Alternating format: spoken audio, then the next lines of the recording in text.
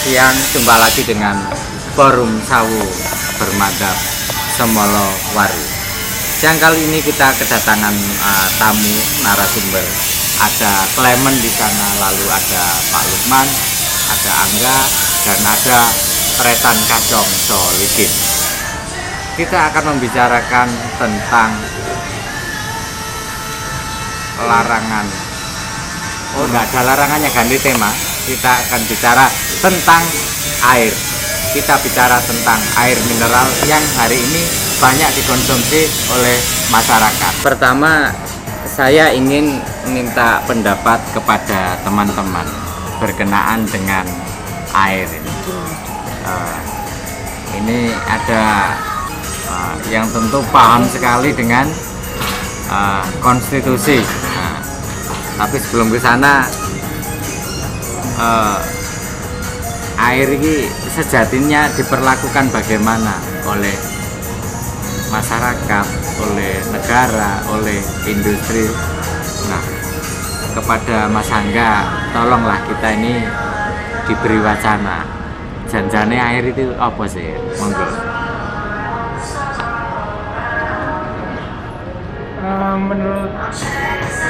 Menurut saya air adalah milik seluruh, kalau di sini seluruh rakyat Indonesia seharusnya bebas, dalam arti bebas, nggak bayar lah. Soalnya kan di Indonesia sendiri kan berlimpah ruah. Ya seharusnya nggak seperti sekarang beli seperti merek-merek ternama kan banyak yang beli. Terus jadinya banyak orang yang kekurangan air juga, masa kita ya harus membeli gitu. Makanya benar kata di dalam undang-undang, sumber daya air milik negara ya, yang dikelola seharusnya oleh negara, tapi kok sekarang banyak dikelola swasta. Itu perlu dipertanyakan menurut saya itu. Ya, Terima kasih Mas Angga sudah berusaha memotret bahwa air itu adalah hajat hidup orang banyak yang harus dikuasai negara untuk kemakmuran rakyat sebesar-besarnya. Ya, tetapi di dalam praktiknya nampaknya air ini masih paten blasur gitu pengelolaannya ya. Nah, saya ingin mengarah kepada Mas Clement. Bicara tentang air yang hari ini begitu bebasnya, mekanisme pasar sangat liberal, dilepas begitu saja oleh negara, tentu membawa konsekuensi pada industri. Kira-kira Mas Clement, sejauh yang Anda ketahui, industri yang mengolah air ini menyalahi ketentuan amanat konstitusi ataukah justru membantu masyarakat dalam suplai pengadaan air itu? Silakan. Kalau saya mungkin cuma bisa menjawab ini Pak, karena industri yang mengembangkan air sendiri ini di satu sisi mereka menjadi supplier karena mengolah dari air yang dikatakan kurang higienis, kurang bersih, akhirnya dikemas terus dimurnikan lagi baru diedarkan. Tapi kalau dibilang akhirnya industri yang mengelola ini menjadi pembatas juga untuk seluruh umat manusia yang memang pada dasarnya air ini bentuk yang paling tua dari satu struktur kehidupan, air sama tanah. Ini kan seharusnya memang untuk hajat hidup orang banyak. Jadi beberapa kebijakan-kebijakan yang baru ini malah kalau saya memandangnya malah sedikit mengekang. Jadi di daerah tertentu mereka kesulitan air karena mungkin sumber pengairan yang murni, yang pure dikuasai sama pihak industri. Kalau untuk pengetahuan seperti itu. Baik. Dan memang betul air yang menurut Clement ini adalah sebuah zat yang paling tua di luar udara, lalu tanah, api, ya 4 unsur itulah. Maka seyogianya dipergunakan untuk seluruh umat manusia, bukan hanya di Indonesia tapi seluruh umat manusia. Karenanya Mas Clement tadi menganggap industri juga harus punya prinsip ke arah yang sama, bahwa air untuk hajat umat manusia. Lalu kemudian Mas Clement mengatakan yang dilakukan oleh industri itu sejatinya malah menolong masyarakat, karena ada proses yang dilewati, pemurnian supaya lebih higienis, sehingga kebutuhan akan air itu bisa diperoleh oleh masyarakat di mana saja tanpa harus merebus terlebih dahulu. Ini atas berkat jasa bantuan dari industri. Itu yang bisa saya simpulkan sementara dari Mas Clement. Saya sekarang mengarah kepada Pak Lukman. Pak Lukman, kalau posisi air di tengah kehidupan sudah semacam itu, bahwa ada peran negara di sana, lalu ada peran industri, tetapi sekaligus juga air ini merupakan kekayaan semesta yang seharusnya boleh diakses oleh siapa saja. Tetapi oleh struktur baru, air ini sekarang mengalami kapitalisasi. Nah, kira-kira menurut pandangan Pak Lukman, kapitalisasi atas air ini diwacanakan bagaimana agar tetap legal?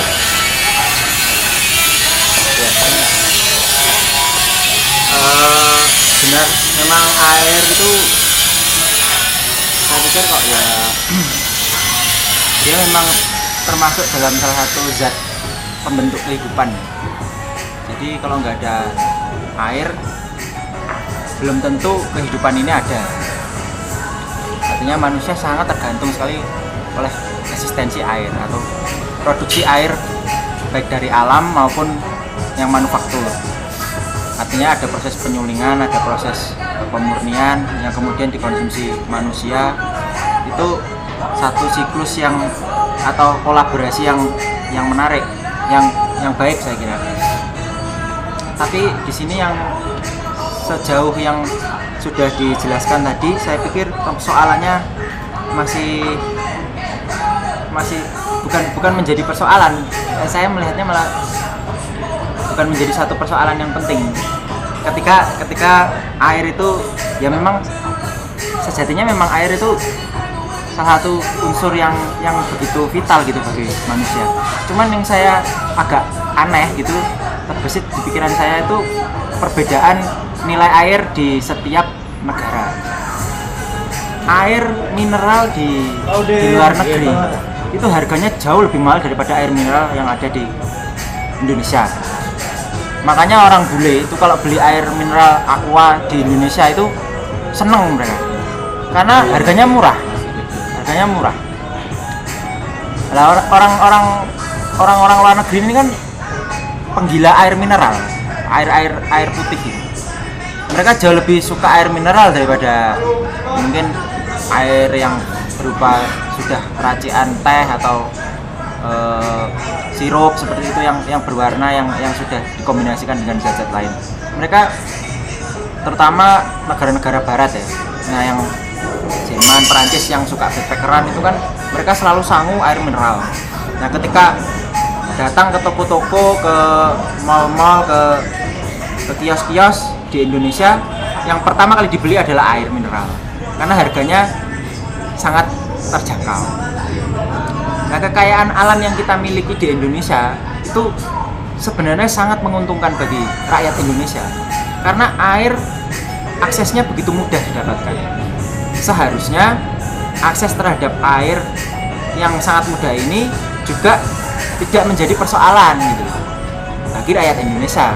Seperti yang disebutkan tadi, seharusnya diatur oleh undang-undang, dikelola, kemudian dikembalikan untuk kesejahteraan rakyat.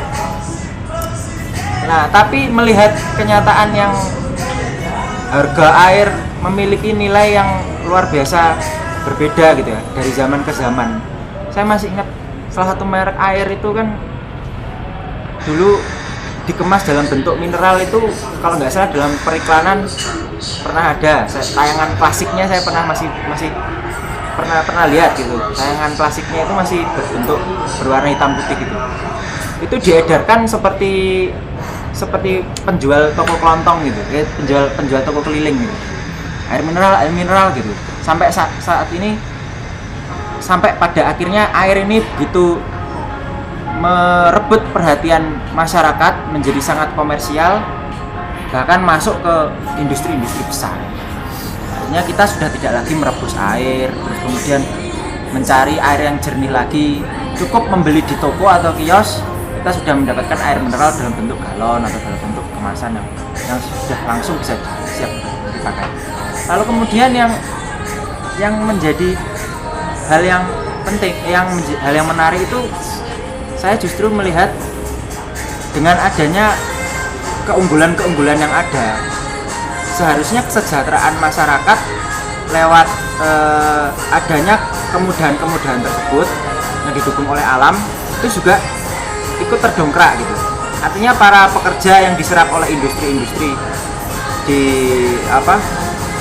produksi air mineral itu juga harusnya mendapatkan upah yang sesuai gitu, kesejahteraan, dan tentunya ini menyerap lapangan pekerjaan yang banyak gitu, dengan memanfaatkan kolaborasi alat-alat manufaktur, alat-alat mesin penyulingan, buruh yang ikut menjadi pelaku di situ dalam industri itu seharusnya juga ikut menunjang pendapatan rakyat. Nah, saya jadi lihat tadi berita tadi pagi itu ada sumber air yang tidak pernah kering. Itu ternyata baru ditemukan di daerah Aceh. Jadi airnya luar biasa jernih, bening banget, dan tidak pernah kering. Bisa langsung diminum. Nah, ini kan menggambarkan situasi yang seharusnya bagaimana Pak? Jadi kan ada kejomplangan realitas berarti Pak ya. Ada sisi paradoks yang sebenarnya mungkin kita lupakan. Tapi nggak tahu, mungkin kok di kota-kota besar mungkin akses air bersih itu agak sedikit susah gitu. Tapi di daerah-daerah yang masih asri gitu, nah seharusnya distribusi air dari tempat yang masih kaya itu tadi, yang masih cadangan airnya masih jernih seperti mata air Mangli di Klaten, di banyak lah itu di Aceh dan lain sebagainya, itu bisa didistribusikan secara lebih adil gitu ya bagi seluruh umat atau bagi seluruh rakyat Indonesia. Tapi gimana, mungkin bisa atau sebenarnya bukan persoalan. Baik, Sama. kalau begitu saya tiba-tiba ingat apa yang dikatakan oleh Pak Lukman tadi, bahwa ada daerah yang kaya air, tapi juga ada daerah yang krisis air. Nah, saya ingin mengarah ke Madura dulu sekarang. Kira-kira situasi suplai air minum di Madura itu coba tolong digambarkan. Solikin silahkan. Oke, untuk air sendiri di sana saya rasa sama seperti Surabaya Pak. Jadi setiap minggu, setiap bulan itu disuplai dari Pandaan sana, yang untuk menyuplai masuk ke sana. Nah, untuk bagian Madura yang bagian dataran tinggi itu kan jarang air Pak. Nah, itu yang dari dataran tinggi itu turun ke wilayah bagian barat itu untuk mencari air. karena di sana belum tersedia, belum air yang kemasan itu belum masuk. Nah, di konsumsi air mineral sendiri di Bangkalan cukup cepat ya Bang. Karena kalau masak itu cuma menggunakan air dari pengeboran ataupun dari sumur yang untuk air masak. Tapi untuk konsumsi sendiri, masyarakat di sana sudah banyak mengkonsumsi air mineral yang berupa galonan seperti itu. Itu Pak. Oke. Berarti mulai ada titik terang ini, paradok dari air. Di satu sisi air ini adalah anugerah Tuhan, milik manusia. Sisi yang lain, Konstitusi 1945 mengamanatkan pada negara bahwa air ini adalah karena hajat hidup orang banyak maka harus dikuasai oleh negara ya, dan untuk kemakmuran bersama. Di sisi yang lain lagi ada proses kapitalisasi terhadap air, sehingga air hari ini berupaya diindustrikan. Nah, otomatis ada perubahan laku oleh masyarakat. Yang tadinya masyarakat mengandalkan air minum itu dari sumur, hari ini masyarakat tidak tergantung pada sumur tetapi tergantung pada air industri, yakni air mineral tadi. Nah, ini tentu nanti konsekuensinya pada pergeseran nilai atau perubahan sosial, bahwa sumur itu juga punya paguyuban berekses pada patembayan dan seterusnya. Tetapi karena ini digerus oleh air yang dikapitalisasi oleh industri, maka kemudian ada perubahan sosial yang terjadi yang terkait dengan air semacam ini. Nah, di sisi yang lain, Pak Lukman tadi mencoba memotret air tapi dengan menggunakan pendekatan nilai.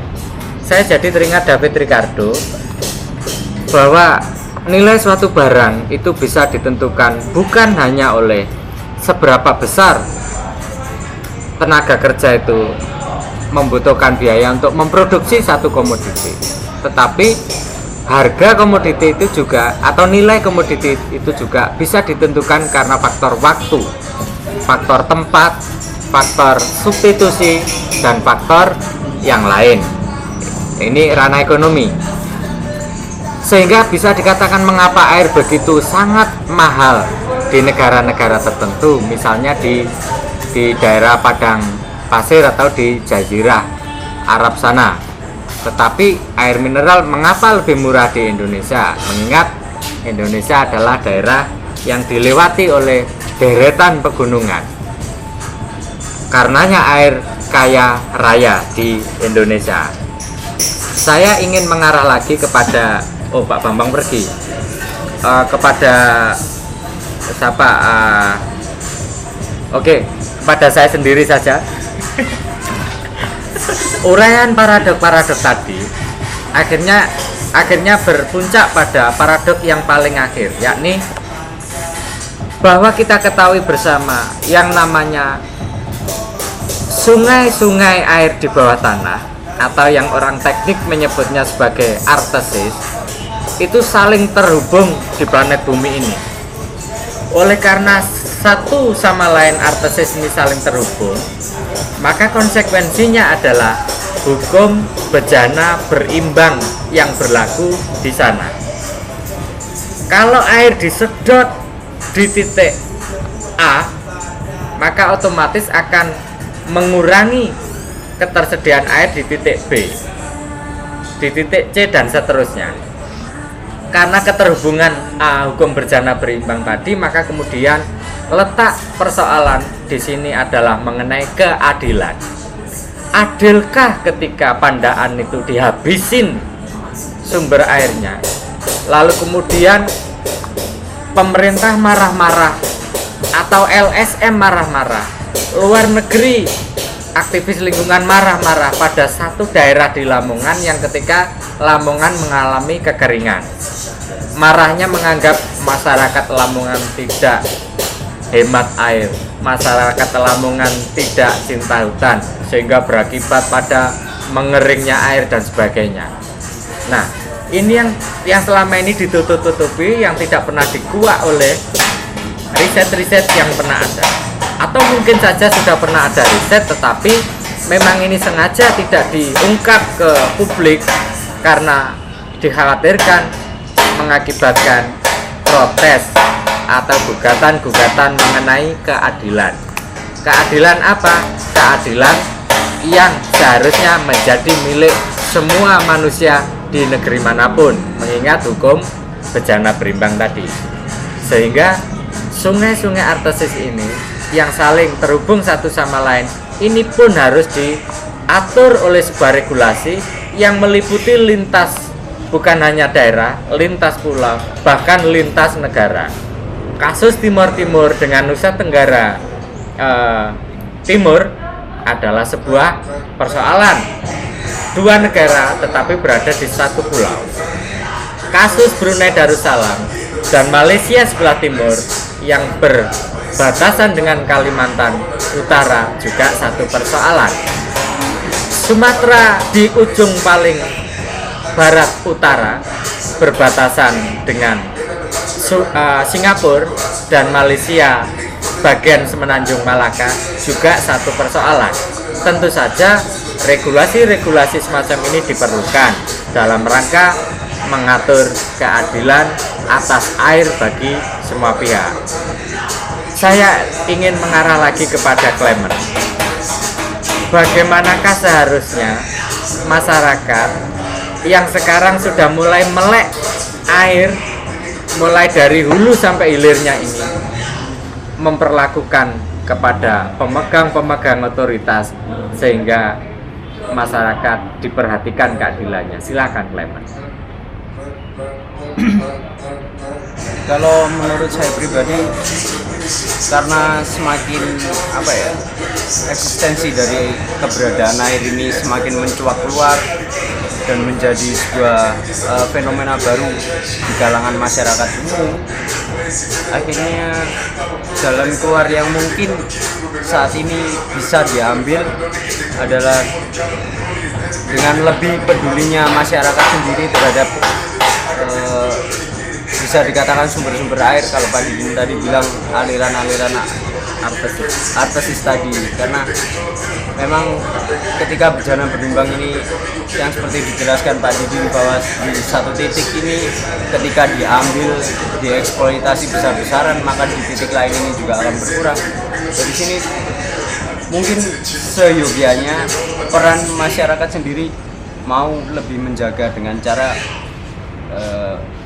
menanam beberapa tumbuhan yang bisa menjaga air ini melakukan siklusnya, karena produksi air sendiri kalau menurut saya melihat juga mengingat pelajaran SMP dulu, SMA, bahwa fenomena dari alam sendiri ini mengolah dari air laut dibawa angin muson dan sebagainya, terus diturunkan lagi dalam bentuk hujan, terus diserap oleh mineral-mineral tanah, disimpan lalu berkumpul lagi. Dari sini kan alam sendiri ini juga membentuk artesis-artesis baru yang bisa jadi mungkin ini suatu bentuk kemurahan dari yang menciptakan kehidupan untuk membantu, tapi juga dibutuhkan kesadaran dari manusianya ini mau untuk merawat juga, karena kalau kita hanya mengandalkan dari pihak industri atau pihak pengelola yang memang sekarang ini sudah diatur dalam undang-undang negara, ini saya rasa masih kurang, karena dari apalagi masuknya suatu paham kapitalis masuk ke unsur tersebut menjadikan ini semakin rawan kalau kita sendiri tidak mengawalnya dengan baik. Ya. Ada satu kata kunci yang perlu saya pegang dari seluruh uraian Clement tadi. Antara lain adalah bahwa air itu kekal. Air tidak akan pernah habis. Karena air itu sebenarnya hanya berputar-putar saja menurut siklus yang diterangkan oleh Clement tadi. Itu menarik, sehingga kita harus arif menjaga bagaimana agar air itu diperlakukan dengan baik, maka serapan-serapan air seperti hutan itu harus juga dijaga. Kembali lagi pada persoalan budaya sumur, saya ingin mengarah kepada Pak Lukman. Pergeseran nilai atau perubahan laku sosial masyarakat, migrasi dari tradisi sumur pindah menjadi konsumen air mineral, ini tentu saja membawa dampak sosial, dampak tata nilai dan sebagainya. Sekiranya Pak Lukman mengetahui ini, kita ingin menggali lebih dalam. Silakan Pak Lukman. Ya mungkin hanya sampai ini ya. 20%. Ya, semoga bisa mencapai kesimpulan yang agak memuaskan tadi. Karena air ini bisa digolongkan sebagai salah satu energi yang terbarukan, Pak. Terbarukan atau tidak terbarukan? Artinya sumber daya alam yang terus terbarukan itu tadi, energi yang terbarukan tadi, karena sifatnya yang mengalir, air yang sifatnya mengalir terus kemudian kekal, terus mempunyai siklus tersendiri. Saya pikir kata kunci yang juga saya temukan di pernyataannya Mas Clement itu adanya satu upaya yang seyogianya juga dilakukan oleh manusia gitu. Dalam artian apa itu? Kita harus memperhatikan penghijauan. Apakah kita sudah melakukan penghijauan dengan sungguh-sungguh gitu? Apakah hanya faktor keindahan saja? Karena tanpa adanya simbiosis antara manusia dengan alam ini, saya pikir kecenderungan manusia yang terlampau bisa dikatakan destruktif karena adanya pembangunan industrialisasi yang barangkali juga tidak terlalu memperhatikan hal tersebut, akhirnya justru menghambat sirkulasi dari pembentukan energi itu tadi atau sumber daya alam tadi berupa air.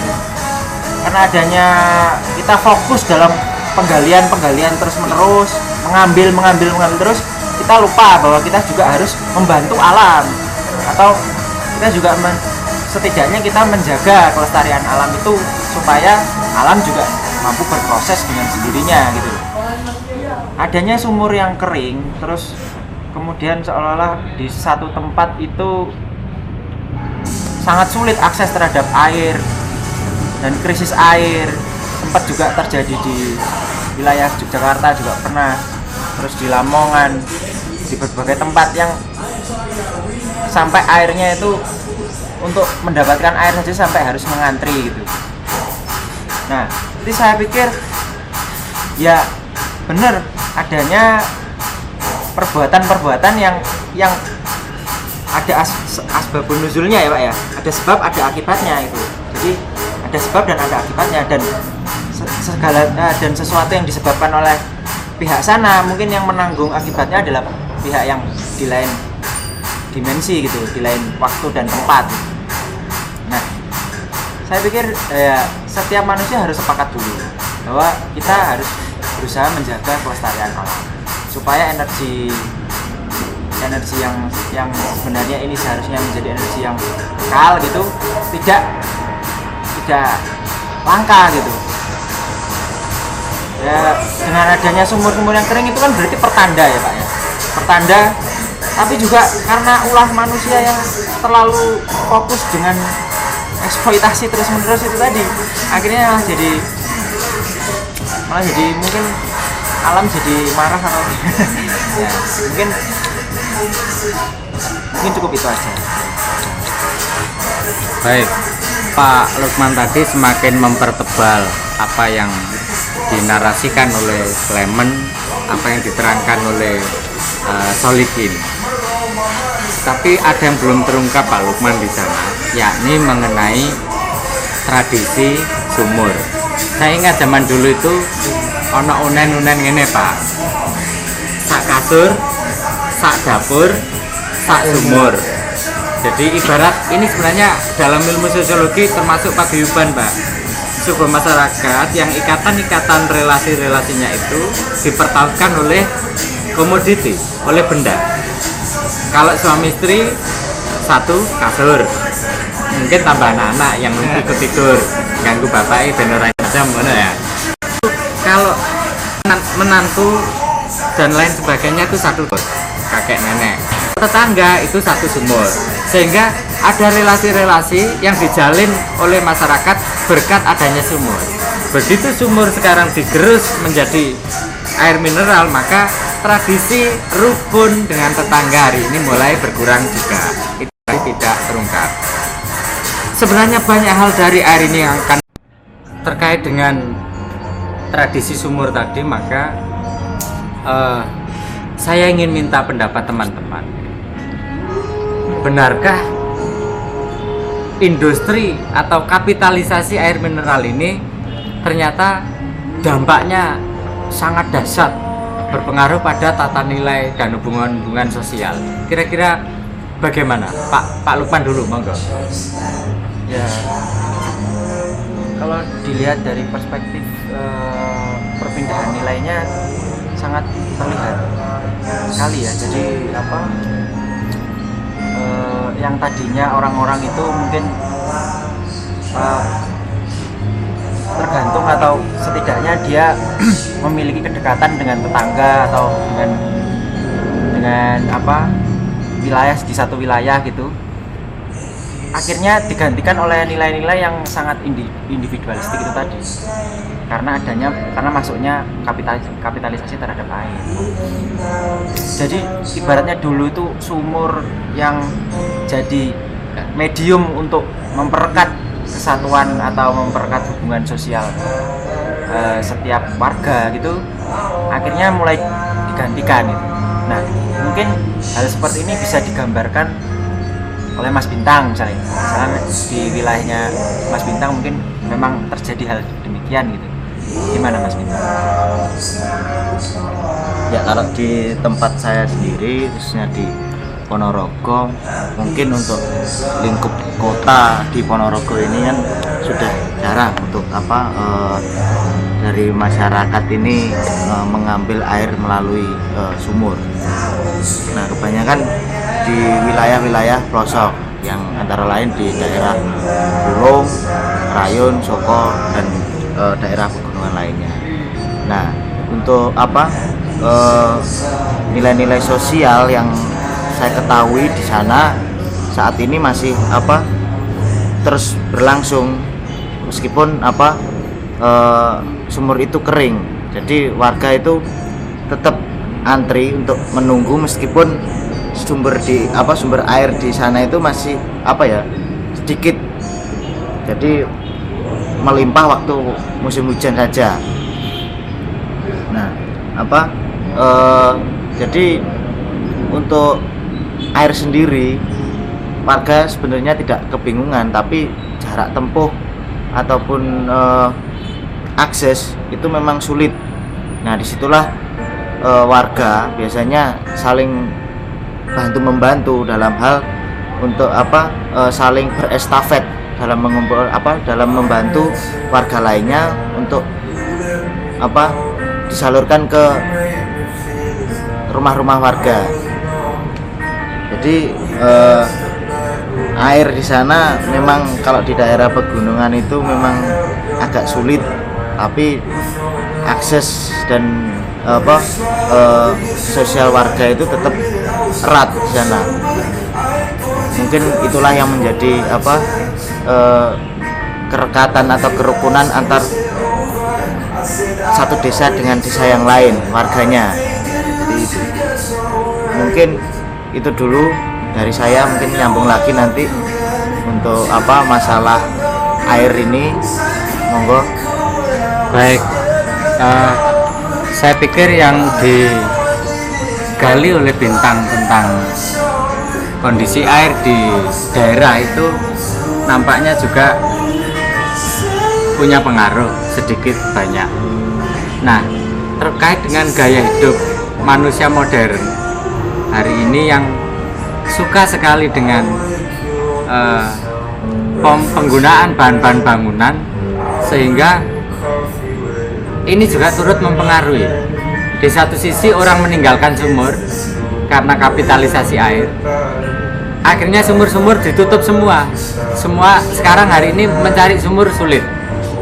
Ditambah lagi dengan kebiasaan memainkan bahan bangunan dengan paving misalnya, sehingga ini pengaruhnya pada semakin sulitnya ketersediaan air. Lalu kemudian air yang sulit ini justru semakin memperkuat atau menumbuhkan kapitalisasi air yang lain yang itu akan terus bermunculan dari waktu ke waktu. Nah, dalam kaitan soal ketergantungan masyarakat pada akhirnya pada kebutuhan air ini, maka sejatinya ini yang dikhawatirkan oleh semua pihak tadi. Air yang seharusnya dikelola oleh negara, ketika dikapitalisasi, diindustrikan, maka masyarakat menjadi punya ketergantungan terhadap industri. Nah, yang ingin saya ketahui adalah peran industri di dalam mensejahterakan masyarakat, industri air khususnya. Apakah kira-kira kalau di barter gitu sumbut atau sesuai enggak? Ada pengorbanan di tata nilai, pengorbanan harus membeli air, tetapi ibarat ditukar dengan kesejahteraan yang mampu diberikan oleh industri air sebagai wujud gaji, salary, tunjangan. Apakah itu cukup, Pak Lukman? Silakan. Kalau melihat dari potret masyarakat sekarang ya, karena air itu termasuk sumber energi terbarukan, seharusnya dia memiliki peran vital yang nantinya akan berdampak pada penggunaan atau pengelolaan sumber daya alam atau sumber energi yang lain gitu.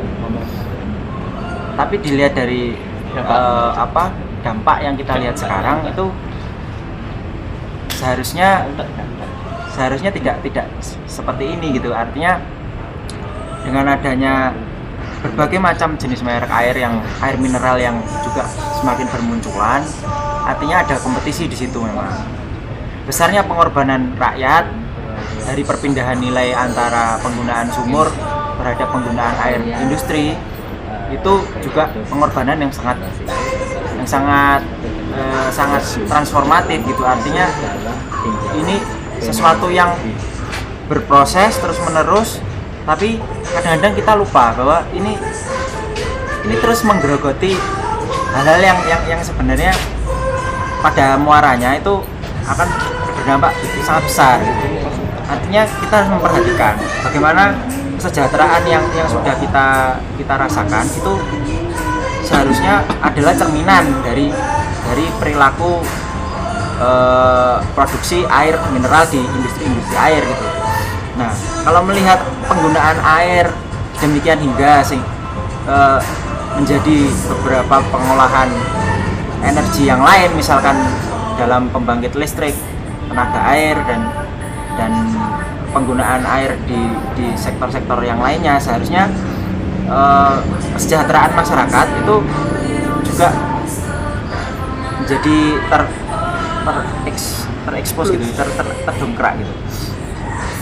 Tapi yang terjadi bagaimana? Seharusnya kita masih terlalu banyak pengangguran juga. Artinya dengan adanya sumber daya alam yang banyak, seharusnya juga bisa dipermak sedemikian hingga untuk menyerap tenaga kerja. Tapi yang terjadi juga masih banyak sekali pengangguran di masyarakat kita. Banyak tenaga terpelajar yang seharusnya bisa mengolah dan memanfaatkan air itu menjadi sebuah sumber daya yang bernilai lebih gitu, ada nilai lebihnya, tapi itu tidak terserap dengan baik. Artinya banyak sarjana terpelajar juga ya dalam hal ini juga ya Pak, yang barangkali menguasai ilmu tertentu dalam bidang hidrologi, tapi juga tidak terserap dengan baik. Tapi itu terlalu terlalu barangkali mungkin ini pendapat pribadi saya, tapi saya ingin ke teman-teman, bagaimana kalau industrialisasi terhadap air ini diteruskan, apakah pada akhirnya seperti yang dibilang Pak Didin justru akan menyengsarakan rakyat, atau mensejahterakan rakyat. Nah, kita lihat saja bagaimana potret yang terjadi hari ini. Monggo Mbak, mungkin ada pandangan. Mas Clement. Mas Clement. Benar Pak, terima kasih. Kalau saya sendiri bahkan mungkin dari pendapatnya yang barusan saya juga ada setujunya, tapi kalau saya malah dengan tegas benar-benar menyatakan kalau dalam segi kebersamaannya tadi yang sempat diulas oleh Pak Didin sebelumnya, saya merasa benar-benar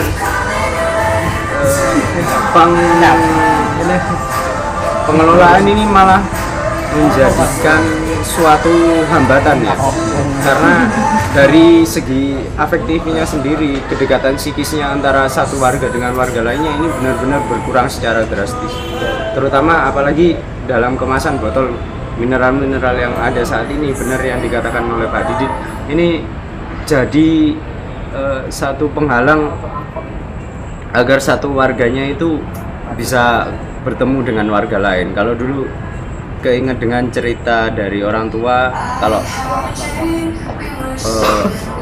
satu keluarga dalam musim tertentu harus pergi ke sumber mata air yang ada di tengah-tengah lahan besar secara bersama-sama. Jadi satu kampung itu pergi bersamaan. Di sana mereka melakukan beberapa kegiatan nyuci bareng, terus selain itu juga ngangsu itu bahasa Indonesianya apa? Niba air. Terus juga mandi di sana. Di sana yang lebih saya rasakan itu yang nggak saya dapatkan hari ini, karena memang warganya sudah diairi oleh pipa-pipa besar yang masuk ke dalam tanah, masuk ke rumah-rumah, yang akhirnya membuat manusia ini lebih menjadi homo yang individualis, yang hidupnya itu malah jadi mereka hampir melakukannya sendiri-sendiri, nggak bersamaan. Ya, mungkin sekian dari saya. Ya baik, jadi dari semua narasi yang diberikan oleh teman-teman Pak Lukman, Mas Clement tadi, saya menemukan benang merah oleh apa yang oleh ilmu ekonomi disebut sebagai the externality cost. Jadi eksternalitas cost ini nampaknya luput dari perhatian pemegang otoritas itu. Memang betul ketika kapitalisasi itu menghasilkan insentif, rakyat bisa memperoleh lapangan kerja dan sebagainya. Tapi ada yang dikorbankan di sana.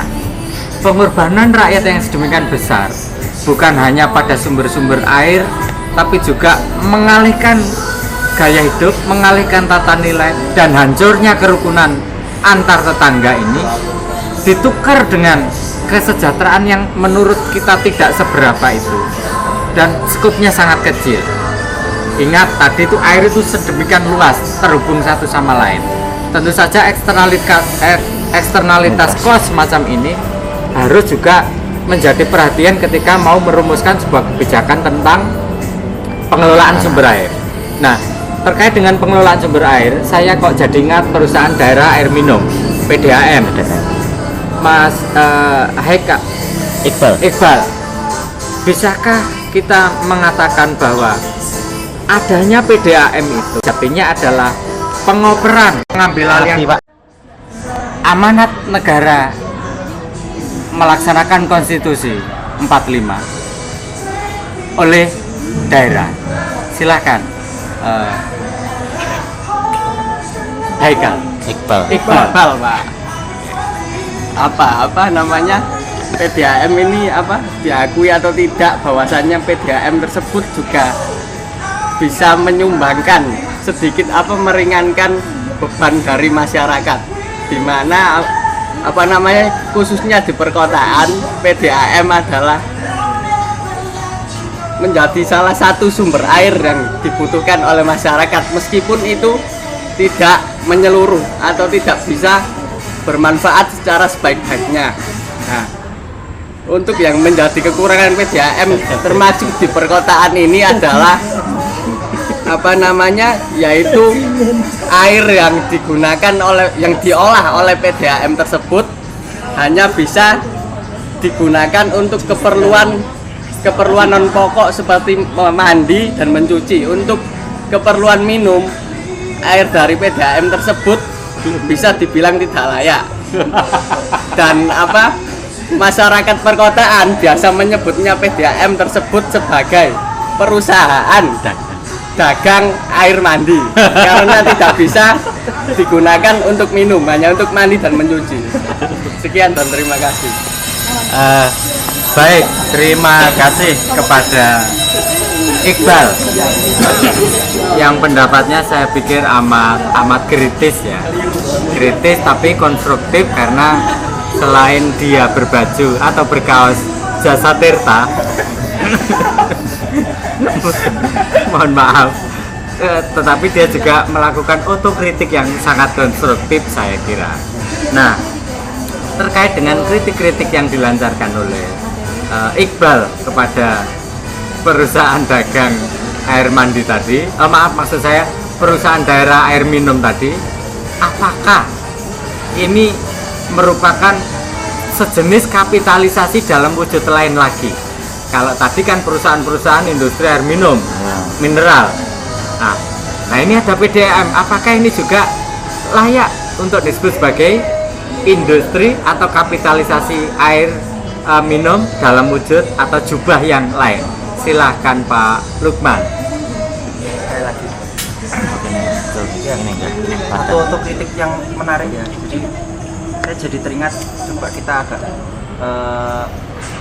menengok ke romantisme sejarah. Memang peradaban-peradaban besar itu dilahirkan di samping atau di sekitar muara sungai. Seperti di India, itu peradabannya dibangun lewat dari peradaban sungai gitu, sungai Hindu, sungai Gangga. Terus peradaban Islam itu juga ada sumur Zam-Zam. Artinya peradaban besar itu dilahirkan lewat muara-muara sungai yang terdapat air-air yang dimanfaatkan oleh masyarakatnya.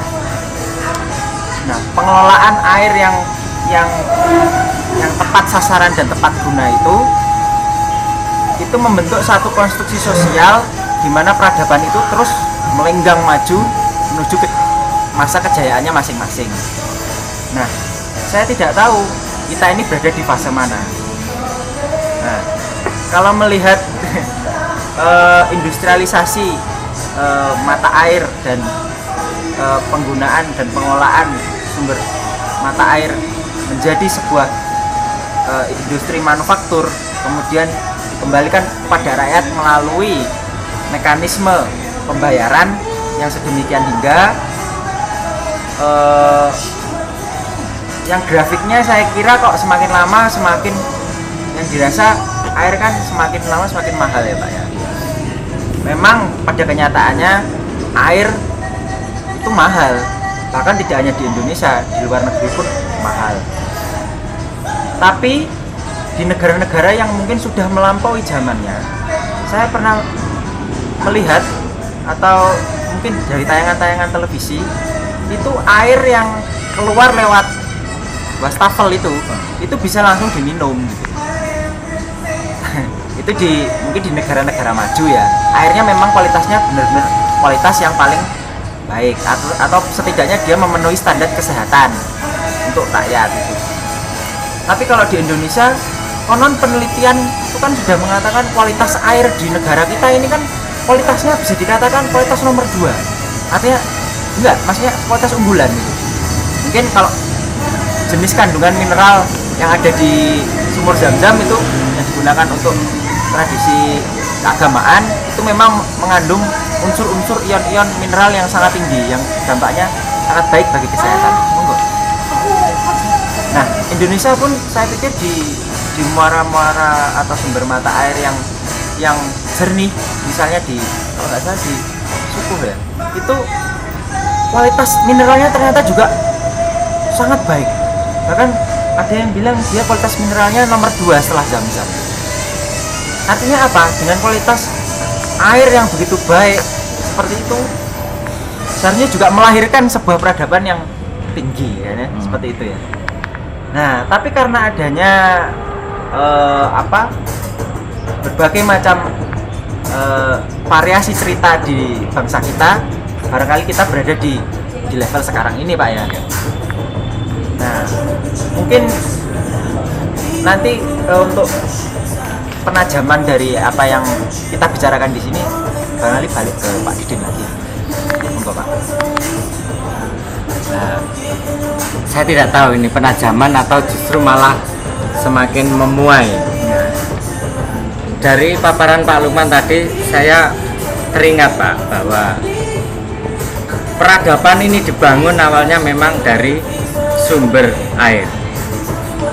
Jadi awal mulanya adalah sumber air, lalu kemudian sumber air itu menjadi tempat orang ngasuh, para kafilah, para pengembara, orang pelancong, pelalu lintas itu selalu berhenti sejenak di tempat itu untuk mengasuh.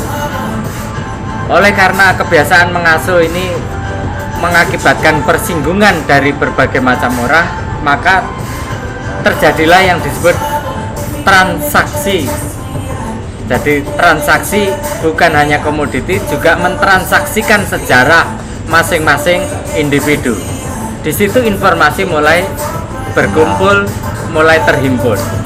Lama-kelamaan tempat tersebut akan malih rupa menjadi sebuah pasar. Pasar inilah yang kelak akan menjadi cikal bakal kota pertama kali di dunia. Nah, dari kota yang sudah mulai agak kompleks ini, lama-kelamaan nanti juga akan malih rupa menjadi cikal bakal lahirnya sebuah negara. Sehingga kalau diruntut dari situ Pak Lukman, asal usul negara iki sakjane teko sumber air. Kalau ditilik dari situ, sejatinya air ini sungguh-sungguh merupakan zat yang paling mendasar dan paling vital, paling penting. Nah, cuman masalahnya oleh perkembangan zaman hari ini di Indonesia khususnya, air ini disayang, dicinta, tetapi juga sekaligus dibenci. Bagaimana tidak dibenci ketika DKI kena banjir bandang, lalu beberapa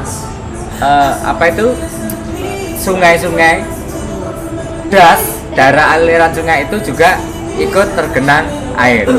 Nah, pada saat air melimpah ruah ini mereka amat dibenci, tetapi manakala mereka kekeringan, air dicinta dan dicari-cari. Bicara air, banyak hal yang bisa kita peroleh hikmah pengetahuan. Belum lagi bicara mengenai pengadaan energi. Tetapi karena waktulah yang harus mengakhiri dialog senja kali ini, maka saya pikir untuk kali ini kita cukupkan saja. Terima kasih Madhab Semolowaru mengucapkan atas perhatian para pemelotot YouTuber yang terhormat. Wallahul muwaffiq ila aqwamit thoriq. Wassalamualaikum warahmatullahi wabarakatuh. Waalaikumsalam warahmatullahi wabarakatuh. Allahumma shalli ala Muhammad.